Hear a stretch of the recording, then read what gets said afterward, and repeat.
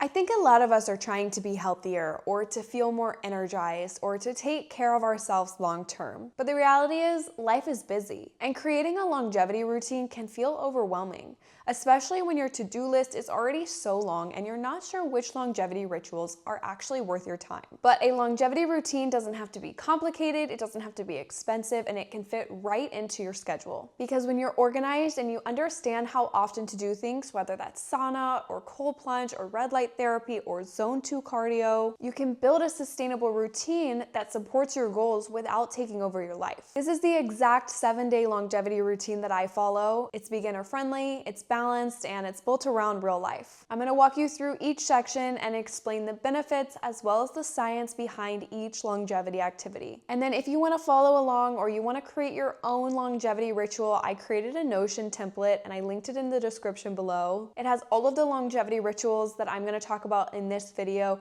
plus how many times per week it's recommended to do them so you can easily drag them into your calendar. Building a longevity routine isn't about doing everything every single day. It's the small consistent actions that build up to create a strong foundation of health. If you do decide to download the Notion template, it's just a framework. It's not a rule book. You can personalize it. You can swap things. You can make it work for your schedule because your routine doesn't have to be perfect. It has to be doable. So thanks so much for watching. Let's get into the video. In a world that's constantly overstimulating us, daily anchors help bring us back to our body. They create rhythm, they signal safety, and they give your nervous system a moment to breathe. Having just 2 or 3 rituals that you repeat every morning helps to reduce decision fatigue and builds momentum for the rest of your day. My daily anchors are waking up and making my cup of bone broth. I do this every morning. There's so many amazing nutrients in it. And then I go outside and I watch the sunrise. I love to get fresh air first thing in the morning and get sun in my face. It helps to balance my circadian rhythm and tell my body it's time to wake up. And then after I eat breakfast, I have my supplements. I personalized my supplements from my results from Function Health, so I knew exactly what my body was needing. Meditation and breath work is one of the easiest ways that I calm my nervous system. I try to do this every single day of the week, especially on busy or overstimulating days, because even just 5 or 10 minutes of focusing on my breathing completely shifts how I feel. I go from getting out of my head to getting back into my body. Breathwork activates the nervous system, which helps to lower your heart rate and helps to reduce your cortisol, which is why this is so amazing to do every single day. There are 4 different kinds of movements that we want to prioritize every single week. The first is strength training, and you want to do this 2 to 4 times a week. This supports lean muscle mass and bone density, and both of these decline after the age of 30. This is also going to help you improve insulin sensitivity, and it's going to improve your metabolic health. I alternate between lower and upper body strength training. The next is zone 2 cardio. You want to do this 2 to 4 times a week. This trains your aerobic base and builds your mitochondrial density, and it also helps your blood sugar regulation. This is going to support longevity without overstressing your body. A zone 2 cardio could look like playing tennis or going on a power walk. It could also mean cycling or hiking. Think of it as a low-intensity, steady state of cardio where you could still hold a conversation, but you're still working out. Next kind of movement is Pilates or power vinyasa, and this is important because it helps to build core stability and posture. This is also going to tone your muscles without the high impact stress. Pilates or power vinyasa is great for days that you want to move and you want to sweat, but you don't want to overtrain. I personally love Pilates or power vinyasa because it helps to build strength through control. The final type of movement is regular yoga or stretching, and you want to do this 1 to 2 times a week. You can do this in different ways. You can do it in a yin or restorative type of way, or you can do it in a light flow style. Yoga and stretching reduces your cortisol, so it supports your nervous system.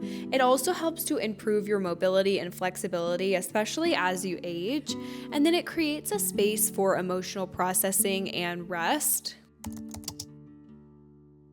Food and healthy meals is super important for your longevity.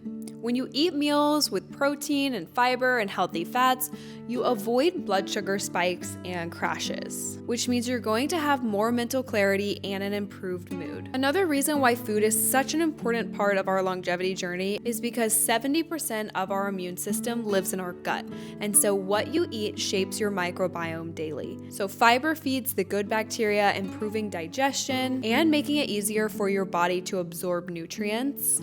Protein is a longevity must-have. It helps with your skin, your muscles, your hormone support. It's literally essential for everything to repair. And finally, you want to make sure you're eating plenty of antioxidants. Antioxidants have many vitamins and minerals in them and support mental clarity.